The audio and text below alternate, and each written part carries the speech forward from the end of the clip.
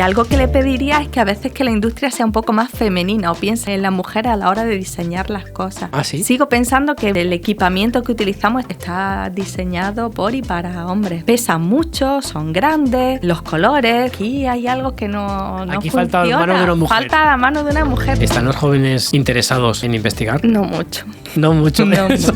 Creo que vamos un poquito más lentos de lo que va la IA. Creo que no lo vamos a encontrar de pronto ese cambio radical y a lo mejor sin enterarnos. Mucha investigación te queda en el laboratorio, no va a tener una traslación a la clínica, no se va a aplicar. Y a mí eso sí me produce un poco de tristeza. ¿Qué líneas de investigación son las más activas actualmente en odontología? ¿En general? En general.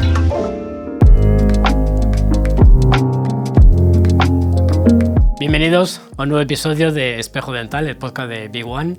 Hoy queremos hablar con una persona que por su labor docente y por su labor investigadora es muy especial en el panorama odontológico español. Ella es catedrática de la Universidad Rey Juan Carlos, es secretaria académica de la Facultad de Ciencias de la Salud, ex presidenta de SEOC, codirectora del máster de Odontología Restauradora Estética y Endodoncia de la Universidad Rey Juan Carlos, coordinadora también del grupo de investigación IDIVO, con nosotros la doctora Laura Ceballos. Hola, buenas tardes, ¿qué tal? Muchas gracias por atendernos, muchas gracias por participar en este episodio, donde queremos ver muy bien tu perfil docente, investigador, y queremos analizar un poco todos tus retos, porque vas uno tras otro. Ya al citar un poco tu perfil, tu presentación, vemos que te vas sumando a proyectos y tienes retos continuos. Ahora mismo también eres presidenta de la Asociación Internacional de Investigación en Odontología y estás preparando un congreso para el año que viene, 2026, en Portugal. ¿Es tu reto más inmediato? Bueno, uno de mis retos más inmediatos, pero la verdad que, como has comentado, pues tengo muchos retos. No es un reto el que le tengo especial cariño, pero bueno, tengo otros muchos más ahora sobre la mesa, así que la verdad que eso para mí es una alegría que, bueno, pues siempre van surgiendo cosas nuevas en las que poder participar y de alguna forma también te hacen crecer. Participas mucho, también eres, no lo habíamos dicho, participas en la junta del Colegio de Dentistas de la Primera Región, del Colegio de Madrid. ¿Por qué tu implicación? ¿Cómo van sucediéndose esos retos que van sumando en tu trayectoria? Pues sí, digo la verdad es que no lo sé.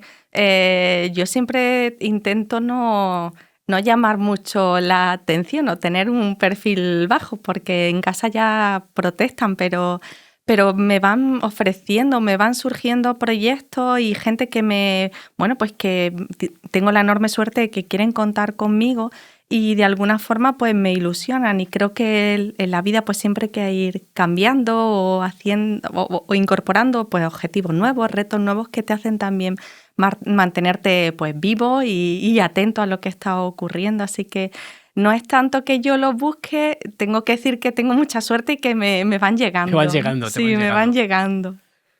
También, perdón, creo que tengo un defecto y es que no sé decir que no. Pero estoy empezando a trabajar en ello. A trabajar en ello. Sí, pero creo que esa es la razón fundamental, que no sé decir que no. Te vas implicando.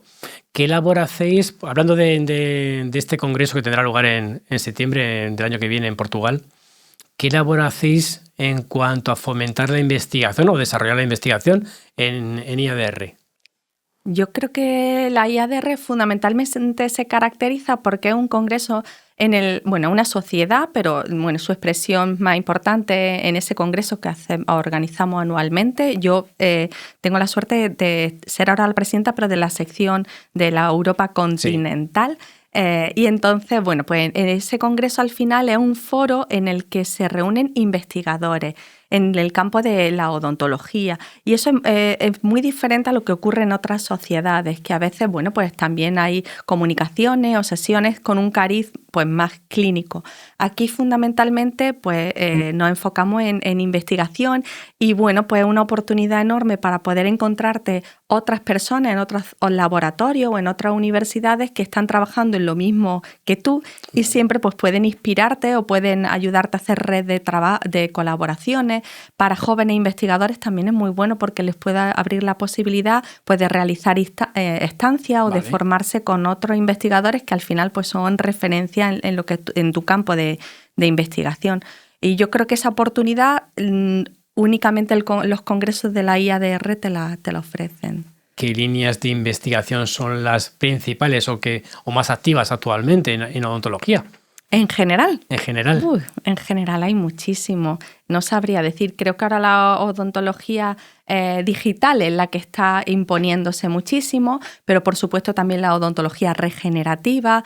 Y bueno, toda la incorporación de nuevos materiales siempre ocupan un lugar importante dentro de los congresos de la IADR o en general en investigación. Pero es verdad que todo lo que es digital y regeneración quizás serían los dos campos más importantes. Pero hay tanta cosa. Claro, se aprecia en la investigación todo el impacto de la digitalización. No sé si el tema de la IA, que me imagino que ya está muy asentado, pero ¿está marcando la pauta para hacer investigación? Pues la verdad es que no sabría ni qué contestar, porque creo que la IA tiene un potencial tan grande y nos va a cambiar tanto a todos los niveles que creo que nos queda que en poco tiempo van a ocurrir muchas cosas y va a cambiar mucho nuestra forma de trabajar o incluso de hacer investigación, pero mucho, y creo que ni siquiera estamos siendo capaces de verlo. Y va a ser algo que nos vamos a encontrar de forma natural, sí, que va a hacer que desaparezcan a lo mejor tipos de investigación que estamos haciendo, como por ejemplo revisiones sistemáticas. Yo creo que cada vez no van a tener sentido, la IA las va a poder hacer. Y nosotros no estamos asumiendo, o creo que vamos un poquito más lentos de lo que va la IA. Y creo que nos lo vamos a encontrar de pronto, ese cambio radical y casi a lo mejor sin enterarnos. Porque es una corriente que afecta, tú que tienes esa visión europea, afecta a todos los países por igual. Hay países que van a un ritmo, otros países van a otro. ¿Cómo es tu análisis de ese contexto europeo? Yo creo que Europa vamos un poquito más lento, me da la sensación. ¿Sí? ¿En qué sentido? Yo creo que en Europa también hay mucha regulación, que otros países pues no son tan estrictos y a nivel de IA, por ejemplo, Europa es mucho más conservadora. Pero para poder avanzar, para poder hacer ensayos, ¿para qué tipo de...? Yo creo que en general en todo. Y otros países, por ejemplo, pues China, Corea, yo creo que van a ir muchísimo más rápido que nosotros. Sí. O ya van más rápidos que nosotros. Rápido. Creo que en general en todo. Y a veces pues no nos estamos dando cuenta. Uh-huh. Tu campo es el de los biomateriales. Siempre te hemos identificado por ese terreno. ¿Qué avances actuales son los que más impacto están teniendo y qué avances futuros pueden venir? Dentro de los biomateriales. Bueno, yo trabajo en biomateriales, pero a nivel dental, sí. no implantes, por ejemplo. Yo creo que ahí, bueno, pues estamos trabajando sobre todo con materiales que tengan capacidad, pues tengan una función anticariogénica o que tengan una función de bioremineralización. Y bueno, también materiales que tengan esa capacidad pues, en técnicas regenerativas de inducir una respuesta de los tejidos para que se forme de nuevo pues, pulpa o se forme dentina. Quizá creo que va a ser van a venir por ahí los grandes cambios, aunque creo que van a venir lentamente, que no son fáciles. Y bueno, creo que también es muy interesante todos los cambios que pueden venir de conocer mejor, por ejemplo, por qué se producen las enfermedades a nivel dental, conocer mejor que siempre creemos que sabemos, pero nos falta mucho por conocer. Y, por ejemplo, el papel del microbioma oral, yo creo que sigue siendo un gran desconocido y a lo mejor su modificación va a ser una herramienta útil que, siempre desde el punto de vista dental, tendemos a ser muy intervencionistas. Vale. Y a lo mejor tenemos que modificar un poquito más lo que está produciendo enfermedad que tratar las secuelas de esa enfermedad. Y creo que todavía nos queda mucho campo porque la odontología hasta ahora se ha enfocado más en la patología que en el origen de esa, la etiología de la... Yo creo que sí, nos hemos enfocado más porque de alguna forma nos gusta, yo creo que somos intervencionistas por vocación y creo que a veces, pues no hemos dedicado tanto esfuerzo a conocer las enfermedades, De hecho, es curioso que la caries es una enfermedad que todos sabemos por qué se produce y podríamos evitarla y sigue siendo una enfermedad tremendamente prevalente. Entonces, es un poco un sinsentido que en el siglo XXI sigamos preocupados con una enfermedad que podemos controlar, ¿no? Sabiendo perfectamente sus factores etiológicos. Entonces, creo que siempre, bueno, pues nos hemos preocupado más en manejar las secuelas que en evitar que haya esa enfermedad y en conocerla o manejarla también en sus estadios más iniciales, ¿no? En ese detección o diagnóstico precoz. ¿Cómo se prepara una investigación en el ámbito universitario? Porque hablábamos antes fuera de la grabación, los equipos multidisciplinares que se van formando cada vez más. ¿Cómo se estructura para elegir un tema y empezar una investigación? Bueno, yo creo que empieza con una pregunta, con una duda, con ese interés que muchas veces proviene de la clínica, ¿no? De situaciones que te encuentras y, bueno, pues intenta dar una mejor respuesta a un problema del día a día. Y, bueno, pues muchas veces cuando estás ya implicado en una línea de investigación es curioso que es como cerezas, ¿no? Que coge una y van viniendo tres detrás. Entonces, cuando empiezas a trabajar en un campo, pues es normal que te surjan más preguntas que la original que te planteaste y al final, bueno, pues va creciendo esa línea de investigación. También es cierto que cuando la planteas siempre intenta abarcarla de la forma más extensa posible, pero también de una forma que sea viable, porque no podemos evaluar todo ni medir todo, hay que acotarlo y bueno, al acotarlo de alguna forma te das cuenta que has dejado cosas fuera que en fases posteriores pueden ser interesantes. Pero yo creo que lo más importante es esa pregunta de investigación, esa hipótesis que tú formulas y porque al final la idea tiene mucha importancia, mucha relevancia. Porque a partir de ahí vas a desarrollar. A partir de eso surge todo. Sin idea y sin ganas de cambiar las cosas no hay posibilidad de que haya investigación. Y yo creo que también una cosa muy importante en investigación es no asumir que todo lo que sabemos es verdad. Creo que eso es importantísimo porque... ¿Poner en cuestión? Poner en cuestión todo constantemente y muchas veces tú planteas la investigación y bueno, pues predices de alguna forma los resultados y los resultados te salen al contrario de lo que tú esperabas y eso, bueno, pues te obliga a hacer un análisis de reflexión importante y es cierto que muchas veces hemos asumido realidades que no son así. Que no son así. ¿Está preparado el estamento universitario para fomentar la investigación o para implicar a los profesionales docentes en investigación?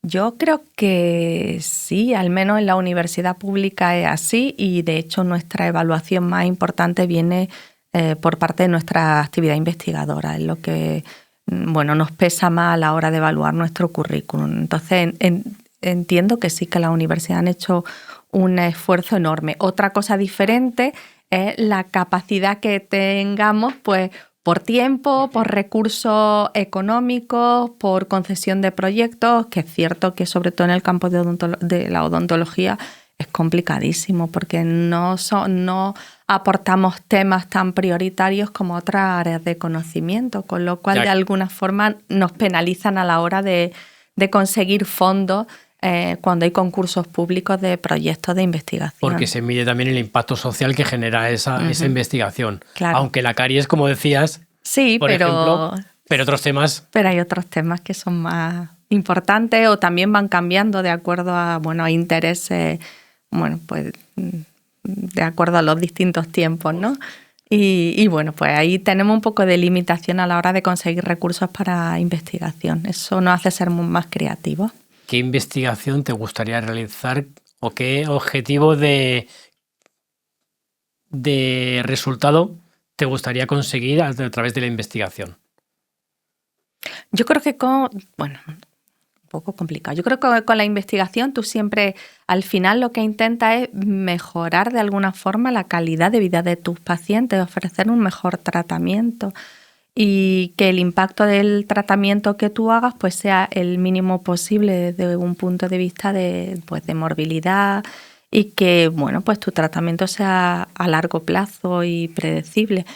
Pero bueno, ahora mismo estamos trabajando en varias líneas de investigación y bueno, pues yo creo que la verdad que estamos todos bastante ilusionados. Y esperemos que vayan saliendo resultados interesantes.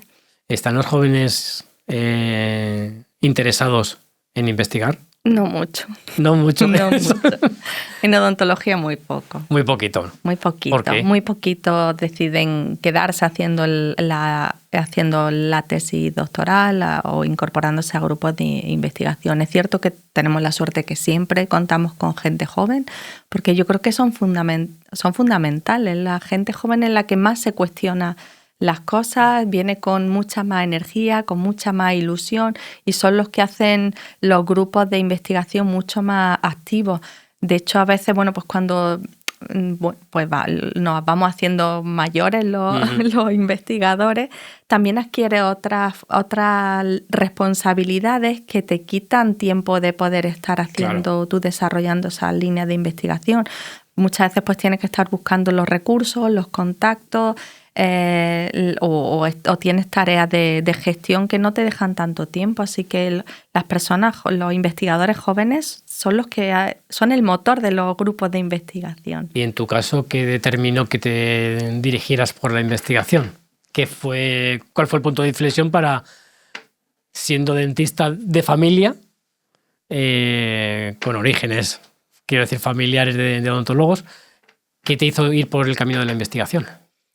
Bueno, mis padres, los dos han sido profesores de universidad y los dos han hecho investigación, entonces lo he vivido en casa, aunque eran de áreas completas. Mi padre es médico estomatólogo y aunque investigando en el campo de medicina oral, bueno, pues siempre lo he visto, bueno, pues liado con sus trabajos de investigación, también con la clínica, con la docencia. Y mi madre ha sido profesora de griego clásico, pero también hacía investigación, estaba con sus traduciendo sus libros en un perfil completamente diferente, pero es lo que yo he vivido eso en casa. Quizá lo que destacaría, y creo que tiene mucha relación con la investigación o con la docencia, ese interés, esa curiosidad, esas ganas de saber más o de contar lo que ya se sabe de una forma diferente. Y yo creo que eso, bueno, pues lo he vivido en casa. Sí. Para ser un buen docente hace falta tener dedicación en la investigación o por lo menos tener inquietud por la investigación. Una web que atrae, fotografías y vídeos de calidad, redes sociales gestionadas profesionalmente, un equipo de expertos en SEO y marketing online. Así es como tu clínica marca la diferencia. Desde RIL te acompañan a hacerlo construyendo tu marca, lo que te ayudará a fidelizar a tus pacientes y a conseguir primeras visitas. Descubre más sobre la agencia líder en marketing en España en www.ril.es. RIL, la agencia para las marcas que buscan crecer. Bueno, yo creo que para ser buen docente tienes que estar actualizado. Y muchas veces nos viene esa actualización de la investigación. No podemos estar completamente ajenos a lo que se está investigando, sobre todo en odontología, que cambian las cosas muy rápido. Creo que si no somos conscientes de lo que está ocurriendo, corremos el riesgo de enseñar a nuestros estudiantes cosas que están desactualizadas. Claro. Y por desgracia, pues a veces lo vemos. Lo vemos. O no ocurre. Y creo que eso es, bueno, que realmente creo que cuando eres docente tienes que hacer el esfuerzo de, si no haces investigación, al menos estás muy cerca o muy en contacto con lo que se está investigando.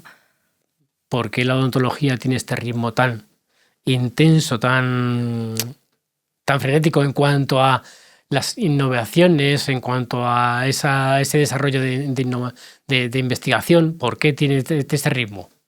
Yo creo que son todas las ciencias de la salud, no solo odontología. Nosotros a lo mejor un poquito más por esa parte manual que tenemos también, pero creo que el desarrollo de los materiales está siendo frenético y la tecnología también, y la odontología clínica vive mucho de los materiales y de la tecnología.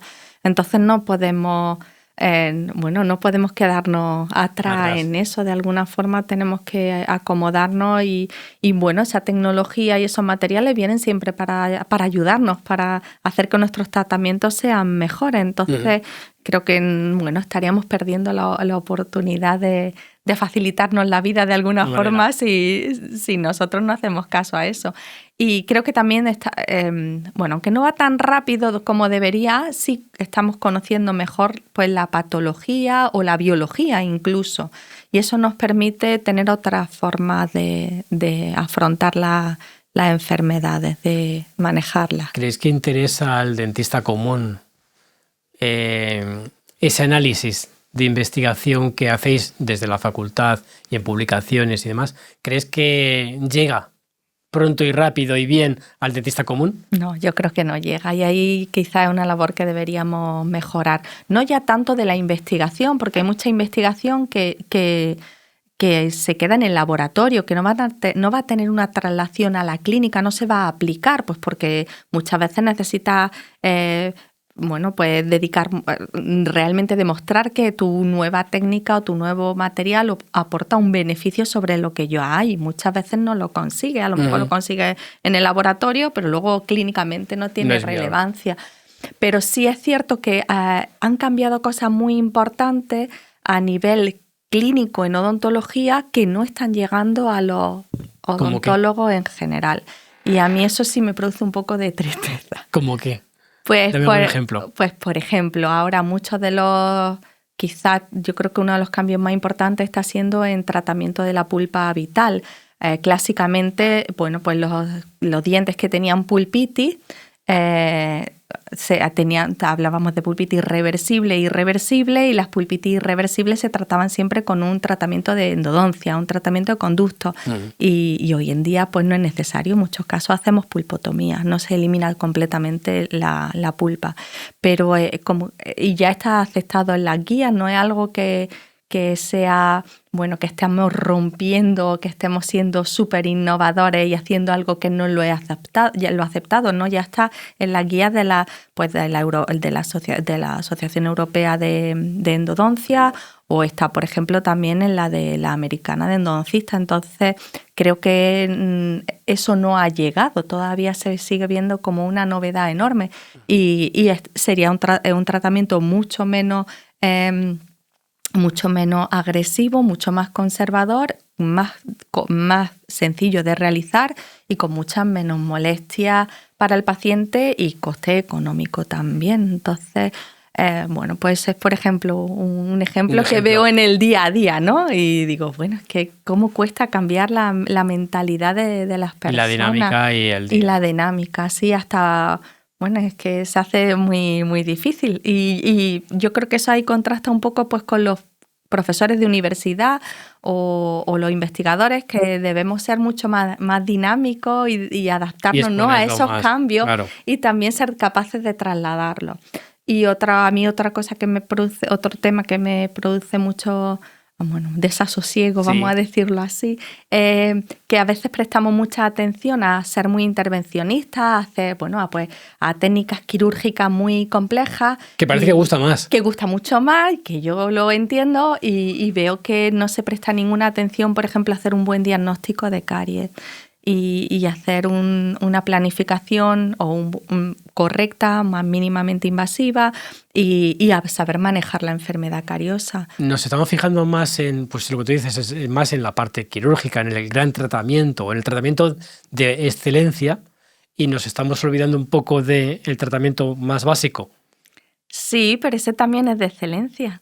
Sí, claro, no, una cosa no quita la otra. Claro, es que a mí lo que me llama la atención, que parece que eres muy buen odontólogo si sabes, pues hacer un tratamiento muy complejo, pero a lo mejor el simple no lo hacemos tan bien. Y yo creo que la clave está siempre en hacer un diagnóstico correcto, ya sea en un caso difícil o fácil, o a veces que pensamos que los casos, pues que del diagnóstico de caries es mucho más fácil. Y quizás en las situaciones en las que encontramos más dispersión entre los clínicos en cuanto a la detección y al diagnóstico y decisión de tratamiento. Por tu materia, el odontólogo general, digamos que es el que tiene que tener ese conocimiento y poner en valor toda esa parte. ¿Tiene sentido, ahora que estamos siempre hablando del especialista, el especialista en odontología general? Pues quizás sí. Yo creo que es verdad que a veces prestamos demasiada atención a la especialización y olvidamos esa visión del odontólogo general, que sea muy buen clínico, que sea muy bueno diagnosticando, planificando y que en caso de necesidad, pues que sí sea capaz de derivar a otros compañeros o incluso que él sea, bueno, pues esté especializado en un campo en particular. Pero sí creo que no es fácil el papel ese del buen clínico que sabe integrar bien todas las distintas disciplinas y sabe hacer un diagnóstico preciso en ese paciente y ser capaz de aportarle el mejor tratamiento. Tú que estás en el ámbito universitario, ¿ves que el que no quiere especializarse y quiere mantenerse como general se le hace quizá de menos o...? Pues no sabría decir, porque nosotros, por ejemplo, en el máster formamos a los estudiantes en endodoncia, pero también hacen restauración del diente endodonciado, claro, incluso rehabilitaciones. Serían como una especie de generalistas, sí, y son tremendamente solicitados. Entonces, bueno, pues yo creo que a veces no les damos el valor que tienen, pero sí me consta que en las clínicas son tremendamente apreciados, porque al final el grueso de los tratamientos en clínica no son los tratamientos de superespecialización. El día a día lo hace un buen odontólogo generalista, restaurador, rehabilitador, de odontología conservadora, como lo queramos llamar. Pero es el que recibe, diagnostica y luego, si hace falta, deriva. Y trata, porque al final la mayoría de los tratamientos que hacemos son de odontología restauradora, no... Sí. El día a día de una clínica. Es verdad que también se hace muchísima ortodoncia, pero restauradora, estética quizás son el grueso, porque también, bueno, yo creo que hacemos mucho énfasis, como he comentado, en intervenir, pero quizá tendríamos que hacer más énfasis en cuidar la salud oral de nuestros pacientes. Y esa salud oral está mejorando con los años. Entonces, en el futuro, seguramente que vamos a tener muchos más pacientes en salud que en patología. Y pues a lo mejor pues tratamientos ortodóncicos o tratamientos estéticos o tratamientos restauradores simples van a ser los más habituales. Entonces creo que eso también tenemos que ser conscientes de que la odontología, entiendo que va a llevarnos a que el estado oral de nuestros pacientes pues sea cada vez mejor. ¿Cómo os marca el ritmo la estética a nivel de hacer investigación? Yo creo que desde hace mucho tiempo ya los materiales son estéticos. Es cierto que a veces, por ejemplo, en el desarrollo de los composites se está buscando que sea más sencillo, que el propio material pues tenga propiedades. Claro, que simplifiquen el proceso, porque hacer con restauraciones directas conseguir una estética de alta calidad, pues muchas veces necesita que seas un poco artista y que sepas elegir las masas correctas en los espesores correctos. Entonces es cierto que ahora pues se ha intentado como que el propio material sea más inteligente y te facilite esa selección. En materiales indirectos pues ocurre un poco igual, se está intentando mejorar también a nivel de materiales tanto fresados como impresos, pero creo que a nivel de estética ya teníamos conseguido mucho. Yo creo que ahora estamos intentando que los materiales tengan una estética que sea un poco más perdurable, en el caso de los composites, y sobre todo creo que los principales problemas que nos encontramos, tanto en restauraciones directas como indirectas, a medio largo plazo, es sobre todo en la aparición de caries secundaria o las fracturas, son las causas de fracaso. A medio largo plazo, ¿a qué tiempo te refieres? Pues bueno, depende, es muy complicado decir que es medio largo plazo, pero diría que a partir de 5 años ya podemos observar con frecuencia en restauraciones directas algunos signos de degradación, como puede ser pues tinción de los márgenes, desadaptación marginal. Y luego a veces creo que le damos mucha importancia al material, pero por ejemplo en el caso de caries secundaria va a depender del paciente, lo cual a veces, bueno, podemos hacerlo muy bien, pero si no cambiamos el riesgo de caries del paciente, volverá a haber una lesión de caries en el mismo sitio que había. Y no es culpa ni del material ni de nosotros. Bueno, que es culpa, del paciente y a lo mejor nuestra, que no hemos sabido cambiar el riesgo de caries de ese paciente, ¿no? ¿Cómo se enfoca la colaboración con la industria dentro de la investigación? Pues la verdad es que la industria suele colaborar mucho con nosotros. De hecho, a veces, como he comentado, es difícil concurrir a convocatorias públicas y conseguir una financiación importante, y muchas veces pues a través de artículos 60, que son artículos de colaboración entre empresas y universidades, pues se consiguen sacar para adelante proyectos de investigación que no tienen, no tienen el calado a lo mejor de un proyecto competitivo a nivel nacional o europeo, pero pues que dan lugar a trabajos de investigación que son importantes y luego pues se publican en revistas de impacto, pero en general nos ayudan mucho. Pero mejora el traslado de esa investigación al día a día de las clínicas cuando participa la industria. Normalmente sí, pero yo creo que aún así nos queda mucho camino por hacer, tanto a los investigadores como a la industria, que creo que podríamos buscar mucha más sinergia a nivel de investigación entre ellos y nosotros. Queda mucho camino. Queda mucho por hacer. Yo creo que sí. Hemos hablado de tu labor de investigación. Vamos a también tu labor en pro de la profesión, más allá de la investigación, como la implicación en la Junta del Colegio de Dentistas de la Primera Región. ¿Por qué? ¿Por qué te implicas?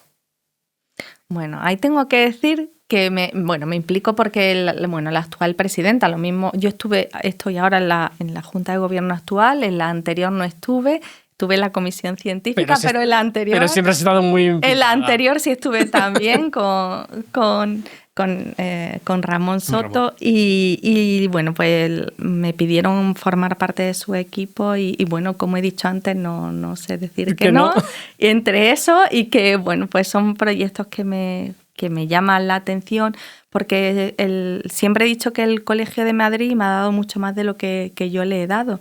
Y para mí participar en la Junta del Gobierno del colegio o en la comisión científica me permite también estar en contacto con otros profesionales que quieren mucho la profesión y que comparten pues o su conocimiento o su visión de las cosas. Entonces, de alguna forma me enriquece mucho y siempre eso, recibo mucho más de lo que doy.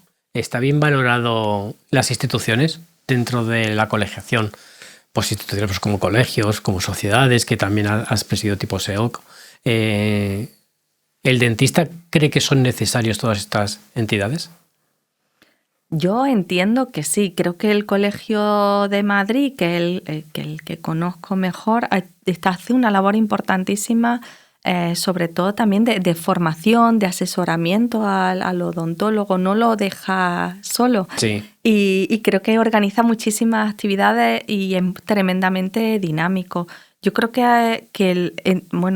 quiero pensar que el odontólogo de a pie, pues sí aprecia la labor que se hace. Ahora también es cierto que es complicado porque no es fácil ejercer la odontología clínica y cada vez más en el día a día. La cantidad de legislación que va surgiendo, de requerimientos, de impuestos, al final hace muy complicada la labor. Y aunque el colegio puede estar detrás o intentar ayudar o dar soporte, es verdad que es mucho el peso que tienen. Más luego la propia actividad clínica en sí, pero esa faceta de empresa y centro sanitario es muy complicado. Muy complicado. Me hablabas del acompañamiento que hace el colegio. En tu caso, ¿qué personas han sido decisivas para tu trayectoria? Pues para mi trayectoria como odontóloga. Como odontóloga. Bueno, pues para mi trayectoria como odontóloga, pues yo creo que he sido una persona muy afortunada y he tenido la suerte de que durante mi vida profesional hasta ahora, siempre he tenido personas muy importantes que me han ayudado, que me han animado, que me han aconsejado, que me han dado soporte de las que he aprendido. Entonces, ponerme a enumerarlas todas ellas me parece muy complicado porque seguro que me voy a olvidar de alguien y luego me voy a arrepentir. Dime 2 o 3. Entonces voy a decir una, que es mi padre, porque además hoy es su cumpleaños. Anda, mira. Entonces voy a hacerlo como además regalo merecido de cumpleaños, pero creo que es mi padre. Sí. Me decías, lo he repetido varias veces, no sé decir que no. Porque ¿cómo se cultiva la red de contactos en odontología? Porque sociedad, colegio, facultad, en un tipo también clínica. ¿Cómo haces esa red de contactos? ¿Cómo se hace? Pues no lo sé. Yo no es algo que haya pensado, decidido. Bueno, creo que mi primera red de contactos vino por mi padre. Entonces, de alguna forma, él me abrió puertas, tanto en la propia Facultad de Odontología allí en Granada, como, bueno, pues puertas fuera. Eso no lo puedo negar, porque conocí a muchas personas, pues porque eran o compañeros o amigos de mi padre. Y eso, bueno, pues sí es cierto, pero luego me tuve que venir a Madrid y aquí no... me tuve que apañar yo sola. Pero bueno, la vida al final te va poniendo personas que vas conociendo en un sitio y en otro. Y bueno, pues llegué aquí, tuve mucha suerte en la universidad, pues tuve la posibilidad de ir creciendo académicamente, de ir formando un grupo de investigación, un grupo de docentes. Luego, bueno, pues Ramón me invitó a estar en el colegio, en las sociedades, bueno, también me han invitado a participar.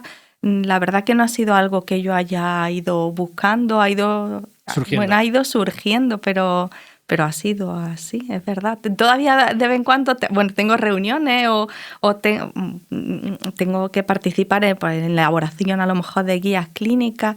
Y tengo la oportunidad de trabajar con profesionales a nivel internacional a los que he admirado mucho. Y bueno, pues algunos tengo relación cercana con ellos y yo me sigo sorprendiendo. Para mí sigue siendo emocionante. Sí. Digo, pero qué suerte tengo de poder estar trabajando con ellos, ¿no? O sea, son cosas que nunca habría pensado y que ahora son algo que es normal, pero sigo teniendo la capacidad de sorprenderme de la suerte que tengo. Sí. ¿Le inculcáis a los alumnos la importancia de, digamos, entender la profesión más allá del trabajo clínico, más allá de dedicarte a, que está muy bien, a otros pacientes, a tu clínica, pero sino que la profesión de odontología puede tener mucho más espectros o mucho más salidas? Pues quizá no lo hagamos todo lo que deberíamos, pero lo intentamos. Pero yo creo que los estudiantes están muy enfocados en aprender, en superar la asignatura y a veces, al menos yo sobre todo le doy clase en segundo y en tercero, pues no tienen esa visión. Su visión es casi exclusiva a la clínica. Sí, es mucho más directa a la clínica. Uh-huh. ¿Qué consejo siempre recuerdas? ¿Algún consejo que te hayan dado que siempre tienes en mente? Pues ahora mismo no sería capaz. Pero siempre creo que lo más... hubo una persona que siempre un profesor que una vez me dijo, Lara, ten cuidado. Bueno, cuando acabé la carrera todo me iba muy bien. Pues me dieron premios, fui entrando a un máster, que si la tesis, es verdad, fue una época dulce, pero me dijo, ten cuidado que somos mortales, ¿no? Que te llegarán muchas épocas malas. Y es verdad. Entonces creo que ahí esas épocas malas son las más complicadas, pero también son las que te hacen de alguna forma crecer. Para progresar en docencia, en investigación y demás, ¿cuánto de importante es la labor de equipo? Para mí es fundamental. Porque tú tienes, digamos... Yo tengo el mejor equipo. Eso es indudable. Siempre lo he dicho. Digo, es que soy súper afortunada por el equipo que tengo. Porque siempre tenemos a Laura Ceballos y su equipo. Laura Ceballos y su equipo. No, es el equipo de Laura Ceballos. No, ellos son mejores que yo. O sea, ellos me hacen buena a mí. ¿Cómo has ido creando ese equipo en la universidad? ¿Cómo has ido eligiendo perfiles? ¿O han ido llegando y has ido...? Yo creo que al final es como la amistad, ¿no? De alguna forma uno se va eligiendo el uno al otro, ¿no? Entonces yo quiero pensar que pues a lo mejor por el tipo de investigación que había o docencia, pues hay personas que se fueron acercando a mí y yo, bueno, pues la he ido acogiendo. Algunas a lo mejor la he fichado un poquito más yo, me he acercado yo más, no sé. Pero bueno, hemos ido creciendo y ahora ya mi grupo se hace grande porque otras personas vienen y no por mí, sino por ser parte de ese grupo o por trabajar con otras personas que están en mi grupo. Pero la labor de equipo es imprescindible. Yo creo que la labor de equipo es imprescindible. Llega mucho más lejos en equipo que tú solo. Y sobre todo, yo ya me estoy haciendo mayor. Yo ya... Bueno, no, pero es verdad. O sea, creo que es importantísimo crecer y tiene que venir gente joven y tiene que mantenga, bueno, pues todo de una forma activa. Pero no investigación, docencia, por ejemplo. No tiene las mismas visiones que yo, y yo ya cada vez me alejo más, simplemente por una cuestión de edad, me alejo más de los estudiantes, que yo los veo cada vez más jóvenes, aunque tienen siempre la misma edad, lo que pasa es que yo ya soy mayor, ¿no? La distancia es un poquito más mayor. Son mayor. cada vez más jóvenes, ¿no? Tienen la misma edad, eres tú que eres más mayor. Y es verdad que hay ya la edad te impone una distancia importante, entonces la gente joven entiendo que llega mucho mejor a ello. Y está más cerca de sus necesidades y eso es muy importante. Tú que has estado durante muchos años muy ligada a la práctica clínica, ¿crees que lo que se enseña en la facultad es muy similar a lo que después es el día a día de las clínicas? Sí, eso intentamos. Yo creo que en odontología sí pasa eso. Sí intentamos y es algo que en lo que hacemos mucho énfasis, que la odontología que nosotros enseñamos a los estudiantes, la odontología que van a ejercer. En cuanto a los supuestos que les planteamos, a los preclínicos que hacen, el tratamiento que hacen luego en clínica, intentamos que lo hagan con el material y si tiene que ser con flujo digital, que lo hagan ya con flujo digital. No siempre es fácil, pero hacemos una apuesta importante por eso y yo también siempre digo que hay una odontología correcta, no está la odontología de grado y la de máster. Vale. Eso es importantísimo, ¿no? Como a los de grado les enseño esto y los de máster les enseño ya esto o no, a mí o sea, el tratamiento correcto es uno y la forma de tratarlo de forma correcta es uno. No hay un tratamiento bueno y otro malo. Y otro peor. Te vamos a hacer un test. Vale. Muy vamos rápido. A ello. Si tienes una clínica dental, sabes que la sala de espera es un momento clave.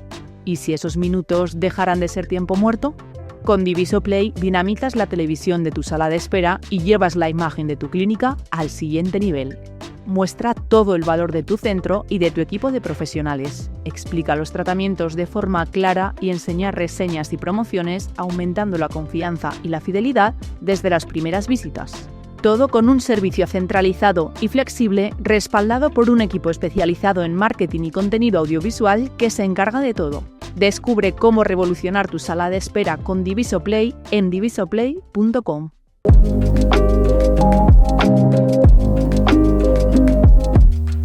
Si no hubieras sido dentista, ¿qué hubieras sido? Pues yo creo que hubiera estudiado filología hispánica. ¿Por tu madre? No, porque me gusta mucho leer. Bien, eso está bien. Una afición especial. Aunque ya me acabas de decir que te gusta mucho leer. Me gusta mucho leer, me gusta mucho bailar y me gusta mucho la música. Un ritual que tengas antes de empezar tu jornada en la universidad. Ninguno, nada. Nada. No tengo ritual, voy corriendo de un lado para otro. ¿Eres meticulosa o te gusta incluso controlarlo todo o te gusta más delegar? ¿Cómo funcionas? Yo creo que intento hacer las dos cosas, pero sí soy un poco meticulosa, pero soy tremendamente desordenada. Es curioso, pero soy muy desordenada, pero sí soy muy, muy meticulosa, viendo las cosas y, bueno, pues revisando, por ejemplo, pues artículos, revisando documentos, sí, soy muy meticulosa y luego haciéndolo creo que esté todo. O sea, le doy mucha vuelta a las cosas y quiero que estén bien, pero también soy tremendamente desordenada. Las dos cosas. Las dos cosas. Un consejo que suelas dar a tus alumnos y que casi nunca cumplen. Bueno, que nunca cumplan. Yo creo que mis alumnos suelen cumplir. Son cumplidores. Son cumplidores. Yo creo que yo tengo unos alumnos que son excelentes, no puedo decir que no cumplan. A veces creo que ellos no saben todo lo que saben. no son conscientes de su conocimiento. Vale, lo asimilan, pero no tienen esa valoración de todo el conocimiento. De ellos mismos no ponen en valor o no son capaces de reconocer todavía todo lo que saben. Quizá a veces también les falta integrar conocimientos, pero yo creo que lo irán adquiriendo con el tiempo. También a veces creo que no aprovechan las oportunidades, pero también creo que necesitamos madurez y tiempo para eso. ¿Cuál es el peor enemigo de un dentista? El tiempo, la parte de gestión, que a mucha gente, digamos, no le gusta. ¿En tu opinión? Yo creo que los dentistas somos tremendamente exigentes con nosotros mismos. Sí. Yo creo que sí. ¿Os ponéis el listón muy alto? Sí. Y trabajamos en circunstancias complicadas. Y a veces nunca estamos satisfechos con el tratamiento. Somos muy exigentes. Yo creo que eso es a veces un problema. Depende también de las personas. A veces hay gente que eso le supone un problema, hay gente que se le olvida enseguida y no le plantea su problema, pero sí creo que somos demasiado exigentes. Muy exigentes. Ahora ya no haces práctica clínica en consulta, pero ¿qué personaje famoso te hubiera gustado tratar? No sé. La verdad que no... ¿No tienes un...? No tengo... Voy a decir un actor guapísimo o algo así, pero tampoco, nunca he tenido así ilusión por tratar a nadie en especial. Tengo que decir que también he tenido la suerte de tratar pacientes muy especiales y, bueno, algunos conocidos, sí. Pero no, en principio no es algo que me llame especialmente la atención eso. Me gustan los pacientes, o sea, bueno, que aprecien tu tratamiento, que puedas hablar con ellos, que se establezca un vínculo de cariño entre ellos, pero no por quién son. Ya. ¿Enseñáis en la facultad cómo tratar?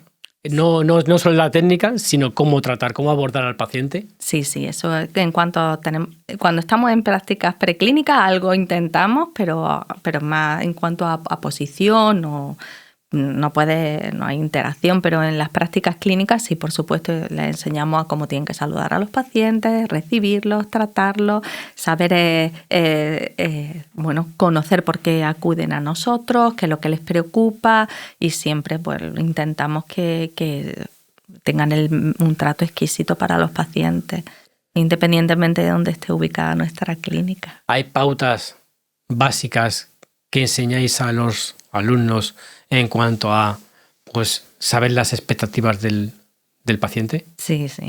O sea, siempre tienen que saber el motivo de consulta y luego, bueno, intentamos que hagan una buena anamnesis, que pregunten de forma correcta al paciente y que dediquen tiempo a conocer al paciente. Sobre todo eso es muy importante ya cuando haces tratamientos de estética, claro, o tratamientos con más relevancia, porque si no al final muchas veces nosotros vemos las cosas de una forma diferente y otra cosa que intentamos siempre inculcarles cuando ya hablas específicamente de estética es que la estética es del paciente, no es nuestra. Es decir, él tiene que ser el Las que... Las expectativas del paciente son propias. Son propias y a lo mejor nosotros vemos cosas que no nos gustan, pero el paciente está feliz. No podemos crearle un problema que él no tiene. Seríamos intervencionistas en ese caso. Sí, creo que eso hay que respetarlo también. Tenemos que saber qué espera el paciente de nosotros porque... Bueno, a lo mejor el paciente está feliz y contento y nosotros no nos gusta alguna cosa, se lo manifestamos y le hacemos reparar o crearle un problema que no tenía. Entonces eso también hay que tener cuidado. Y otra cosa ya, bueno, pues si luego conoce muy bien al paciente y bueno, pues le puede ofrecer más cosas, pero que a veces también hay que ser cautos con eso. Dentro del máster, ¿qué temáticas suelen gustar más a los alumnos? ¿Qué temática? Bueno, yo creo que a los estudiantes, a los alumnos del máster les gusta mucho hacer rehabilitaciones completas, aumentos de dimensión vertical, casos de carilla. Creo que eso es quizá lo que más les guste. ¿Por la dificultad? ¿Por el reto? Yo creo que porque son tratamientos en los que el retorno que ves en el paciente, o sea, que luego ves del paciente, el cambio que produce. claro, en su sonrisa, en cómo están de contentos consigo mismos, con sus dientes, es mucho más satisfactorio que otro tipo de tratamientos que al final, bueno, pues a lo mejor quita el dolor, pero no llega a mucho más. Vale. Pero en esos casos son cambios muy importantes que afectan al afecto del paciente, entonces les da felicidad de alguna forma. Claro. Y claro, pues para ti son mucho más reconfortantes, es así. ¿Qué aspecto de la digitalización en Conservadora os está cambiando la vida? Yo creo que los escáneres orales, por supuesto. Creo que la incorporación de técnicas de diagnóstico a los escáneres orales también a los escáneres intraorales nos va a cambiar muchísimo. Y bueno, todo lo que es también luego el diseño digital y la parte de fresado, también, por supuesto, también la impresora 3D. Pero es que está todo relacionado y todo a la vez. Pero yo creo que el diagnóstico con IA incorporado y con o sin escáneres intraorales, por ejemplo, o en radiografía o en escáneres intraorales, va a cambiar mucho nuestra forma ¿Más en restauradora que de en tratar a los endodoncia? pacientes. En endodoncia yo creo que ya se ha avanzado mucho con la incorporación del CBCT también para casos complejos. Creo que el diagnóstico en endodoncia no creo que se vea tan afectado quizá por IA como por ejemplo el diagnóstico de lesiones cariosas, en mi sensación. Pues la verdad que no lo había pensado. Pero creo que va a afectar más al día a día de la odontología conservadora que la endodoncia. La endodoncia ya tiene mucho camino andado. Si tuvieras a tu disposición la industria para que tú le pudieras hacer la petición que quisieras, ¿qué les pedirías de aquí a corto plazo? ¿Un determinado producto, un determinado desarrollo, un avance? ¿Qué pedirías? ¿A la IA? A la industria. ¿A la industria? A la industria. Pero así, como una carta a los Reyes Magos. Bueno, pues quizá pediría pediría adhesivos que fueran estables en el tiempo. Vale. Que es casi imposible. Que es casi que no se da. Por eso. Es un tema difícil, ¿no? Por eso, pediría adhesivos estables en el tiempo. Sobre todo porque la odontología se ha vuelto adhesiva. La odontología restauradora, que gracias a Dios ha permitido también que sea mucho menos invasiva y seamos mucho más conservadores con los tejidos dentales. Pero es verdad que, bueno, pues que envejecen con el tiempo. Entonces, le pediría adhesivos estables. ¿Todo dentista debería conocer la base de la odontología conservadora antes de especializarse en otra materia? Yo creo que sí. ¿Y la conocen? A veces No en todos los casos, ¿no? Yo creo que es muy complicado, que el diagnóstico no es tan fácil y a veces no le damos la importancia que tiene. Pero se da en la universidad, se imparte, se forman en ello. Da, pero es complicado. Por ejemplo, ahí creo que la inteligencia artificial va a ayudarnos mucho. Nos va a ayudar mucho con el diagnóstico, por ejemplo, radiográfico, porque es verdad que no es fácil. A veces ves una misma radiografía a dos personas y ven cosas distintas, o tú la ves en dos tiempos diferentes. Ya. Y no tienen la misma opinión y esa opinión puede cambiar tu decisión de tratamiento. Entonces creo que ahí la IA nos va a prestar una ayuda importante. Como un soporte. Un soporte y no sé si será el asesor o el decisor, pero bueno, veamos a ver qué pasa, porque es verdad que cada vez cuando se han hecho estudios, por ejemplo, de diagnóstico utilizando IA, diagnóstico radiográfico es mucho mejor que nosotros. ¿Tenéis cierto temor a que la IA suplante en determinados aspectos al profesional? Yo creo que no, que al ser una profesión tan manual no nos va a suplantar. Yo creo que nos va a ayudar y espero que nos haga mejores. Lo que tengo un poco de miedo es que pero siempre que consigues diagnosticar o detectar mejor, a veces lleva implícito un sobretratamiento. Entonces creo que va a ser muy importante, pero pasa igual en medicina, sí, ¿no? Cada vez que se hacen pruebas de diagnóstico precoz de cualquier cosa, ¿no? Entonces creo que va a ser muy importante que consigamos formarnos muy bien en que ese diagnóstico precoz o diagnóstico de lesiones iniciales no implique un sobretratamiento, sino un saber manejar esa enfermedad o esa lesión. Y creo que en odontología tenemos que se está haciendo, por ejemplo, en todas las guías en odontología ahora acaban con care, con cuidado. Y ese cuidado no nos falta mucho implementarlo. Vale. Tendemos más a intervenir que al cuidado. Entonces, por el ritmo que decíamos también un poco, que la odontología va a un ritmo muy rápido. Sí, porque a nosotros nos gusta intervenir. Es que yo creo que está dentro estés muy cerca de del nuestro paciente ser. Sí, es como, yo voy a... Y a veces es mejor como, no, espérate y pon los medios, que la biología también es muy buena, curando cosas. Hay que entender también la biología como parte imprescindible. Y bueno, y acudir a otras herramientas que no sean solo la intervención, claro. ¿Enseñáis en la facultad a nivel de, no la rentabilidad de los tratamientos, sino la importancia que tiene ser económicamente sostenible en una clínica? Se lo intentamos comentar. Ya digo que yo estoy no doy clase en quinto, por ejemplo, que es cuando yo creo que ya están más cercanos a la clínica.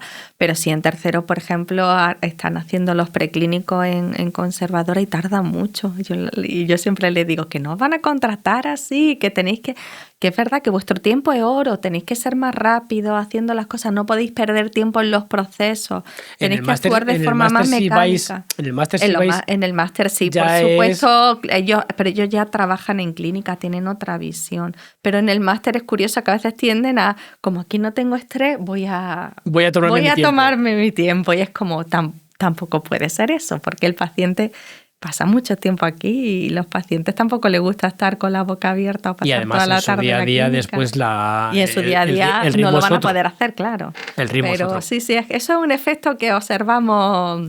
Bueno, y si me oyen se acordarán de mí, pero sí observamos que tienden a no estresarse tanto. Porque en el máster acude gente, digamos, profesionales que ya están en activo.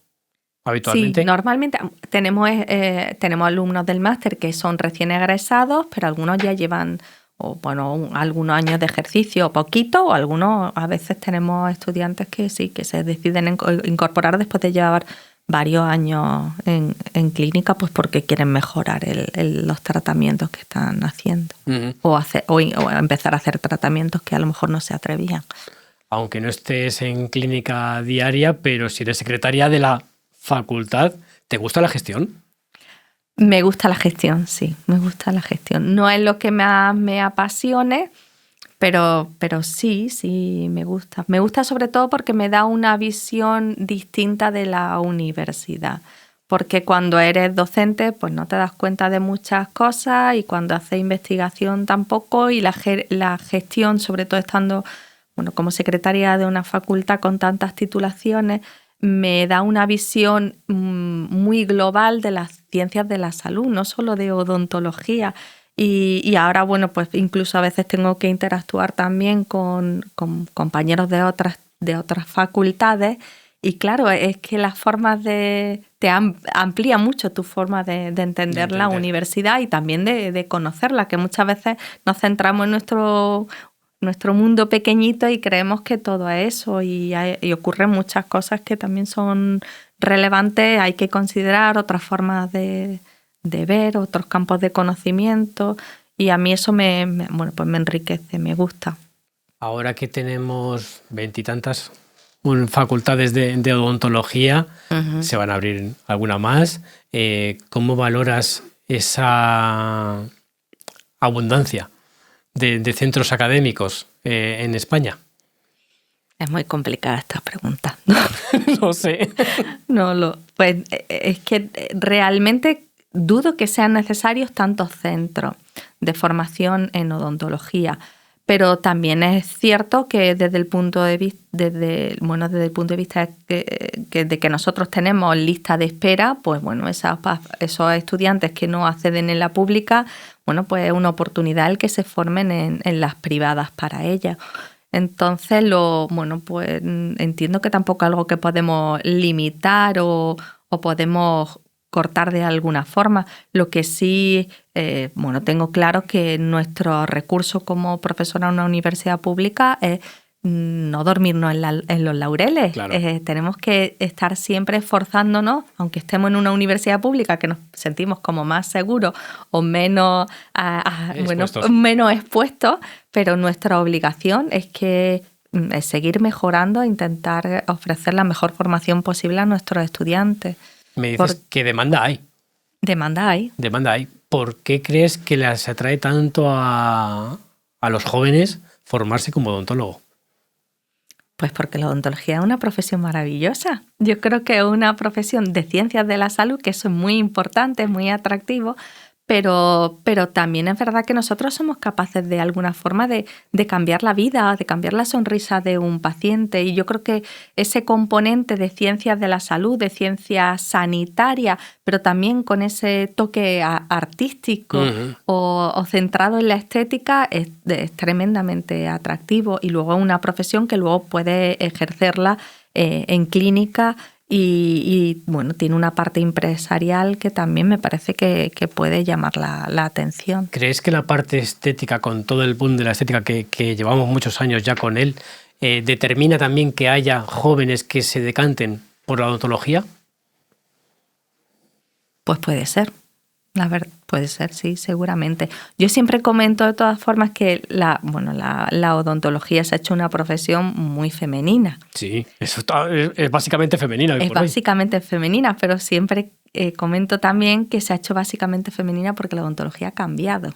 Si la odontología fuera la odontología que ejercía mi abuelo, el que se basaba en hacer extracciones y prótesis completas, seguiría siendo a lo mejor un poquito masculina.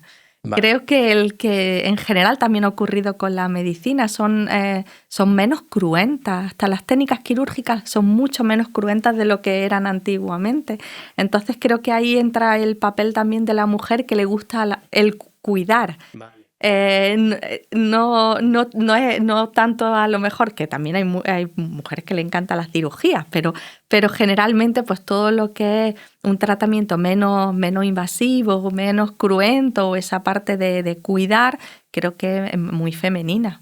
Y han ido un poco de la mano. Creo que se ha vuelto femenina porque también la profesión se ha vuelto mucho más basada en una odontología pues menos agresiva, y bueno, pues más de eso, de cuidado, de estética, pues tratamiento ortodóntico, bueno, es un análisis muy bueno, es un análisis muy bueno que nunca habíamos planteado de por qué la feminización de la odontología en paralelo a su propia evolución. Y perdón, antes me preguntabas por la industria. Y algo que le pediría es que a veces que la industria sea un poco más femenina o piense en la mujer a la hora de diseñar las cosas. ¿Ah, sí? Sigo pensando que muchas del equipamiento que utilizamos está diseñado por y para hombres. ¿Ah, sí? Pesan mucho, son grandes, los colores, y digo, aquí hay algo que no aquí funciona. Falta la mano de una mujer. Falta la mano de una mujer. No sé si es que los que invitan como líderes de opinión siguen siendo varones, pero hay muchas cosas que no están hechas para nosotras, pues simplemente por el peso. Ya, que tendrían que estar mejor adaptadas. Mejor adaptado, más pequeño y cosas más ligeras. Muchas pues veces sí o sí, porque la mayoría de la profesión... Sí, pero no está hecho ese cambio. Todavía falta. Todavía falta. Yo creo que eso no lo han explorado bien o no lo han pensado bien. Un consejo que des a tus alumnos para ser feliz en la profesión. Yo creo que la tienen que disfrutar siempre. Intentar disfrutar de lo que están haciendo y sentirse de alguna forma afortunados por ejercer la profesión. Pero es complicado. Yo creo que es una profesión muy exigente. ¿Qué es el éxito para ti? Para mí el éxito es poder dormir bien y hacer el camino acompañado de las personas que quiero y me quieren. Es así de sencillo. Sí. Pues Laura Ceballos, muchísimas gracias por tu tiempo, por habernos ilustrado con todo tu conocimiento. Mucha suerte en el congreso que estás preparando en Lisboa. Gracias. Estaremos atentos a su desarrollo y en las múltiples facetas que tienes entre manos, pues también estaremos atentos. Y a todos los espectadores de este podcast Espejo Dental de Big One, muchas gracias por su atención. Les animamos a que nos sigan en newsletter, redes sociales y página web y nos vemos en un próximo episodio. Muchas gracias.